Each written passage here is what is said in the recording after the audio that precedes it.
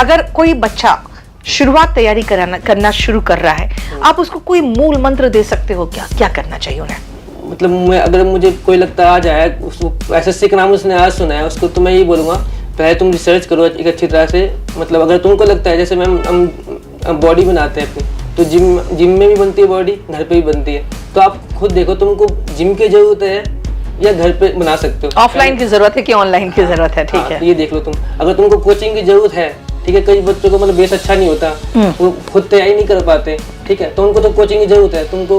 तुम ऐसे करते रहोगे, तुम्हारे टाइम वेस्ट होते रहेंगे, साल वेस्ट होंगे, कुछ होगा नहीं। तो तुम आइडेंटिफाई करो खुद को, ठीक है, फिर उसके बाद तुम एक कोचिंग देख लो कोई सा भी, अगर तुमको लगता है कोचिंग की जरूरत है, वहाँ पे उस पर बिलीव करो उस चीज़ में, और सही से ना एक चीज़ पढ़ो। ये नहीं कि छोड़ दिया। अब क्या करते हैं, मैंने देखा था उन लोगों कि कोई दूसरा एग्जाम आया, कोर्स छोड़ के उसमें लग गए, ठीक है। एक बार कोर्स पूरा सही से कर लो, एक चीज़ को सही, सारे सब्जेक्ट को ढंग से टारगेट कर लो, लाइफ टाइम काम आएगा, अगले टाइम पे भी काम आएगा। जैसे मैंने किया, मतलब मैं उस टाइम की तैयारी, उस टाइम मैंने इंग्लिश इतनी अच्छी तरह से कर ली थी, अब तो मेरी इंग्लिश बहुत वीक हो गई उस टाइम के मुकाबले, तो मैंने बहुत अच्छी इंग्लिश कर ली थी कि इंग्लिश में मतलब मैं ऐसा लगता है मैं पढ़ा भी सकता हूँ, ठीक, इस तरह से मतलब मुझे लगता था उस टाइम।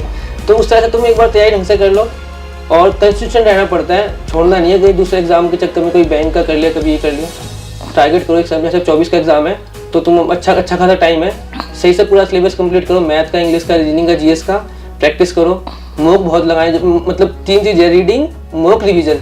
लोग रिवीजन नहीं करते, मॉक नहीं लगाते। कई सारे मुझे बच्चे बोलते हैं कि मेरे 292 रह गए, तो मैंने कहा मॉक कितने दिए थे, तो कह रहे 20 दिए थे। मैं कहा मैंने 150 मॉक लगाए थे मेंस के, प्री के भी मैंने प्री क्वालिफाइंग है इवन, तब भी मैंने उसके 100+ मॉक लगाए थे। तो मैं कहा मतलब यही डिफरेंस रह जाता थोड़ा। मॉक भी तुमको अब तो बहुत टाइम है, तो 150-200 मॉक लगाओ, जितने मॉक लगाओगे उतनी इंप्रूवमेंट होगी, क्लियरिटी आती है कि कहाँ पे मेरा वीक पॉइंट है, इंग्लिश में कौन सा मेरा टॉपिक वीक है, कौन सा मैथ में टॉपिक वीक है, वो मॉक से ही आएगा, और फिर एग्जाम में का माहौल मिलता है मॉक के अंदर। तो मैं आपको बता दूं बेटा, ये इसका कहना बिल्कुल सही है, क्योंकि बहुत सारे बच्चे हैं जो ऑनलाइन पढ़ने तो चाहते हैं कि हम क्यों आएंगे उतने दूर, वहीं पढ़ लेंगे घर पे ही।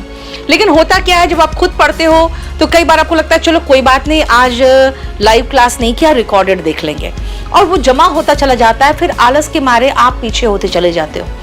ऑफलाइन में आपको रेगुलर आना ही आना है, आपको सो के उठना ही पड़ेगा, क्योंकि आप अगर ऑफलाइन क्लास मिस करोगे तो फिर वो क्लास आपको सेम नहीं मिल पाता है।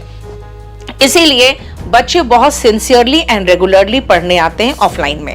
ऑनलाइन आप तभी कर सकते हो जब आप में बहुत अंदर से टफ डिसीजन लेने की क्षमता हो और डिसिप्लिन्ड हो तब। दूसरी बात है, आप बहुत फिकल माइंडेड भी कई बार होते हो, अभी ये कर लिया, फिर वो तैयारी कर लिया, फिर इसको छोड़ो वो कर लिया, ऐसे नहीं चलेगा।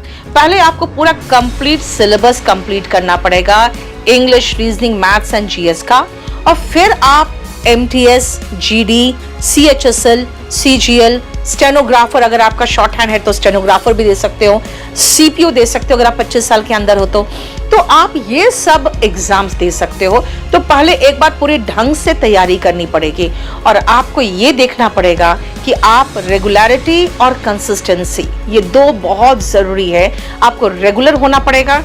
सेकेंडली, जब पूरी तैयारी हो जाए तो आपको मॉक देना पड़ेगा, और मॉक का मतलब नहीं 20-25 मॉक, आप कोई भी एग्जाम का मॉक उठा कर दो।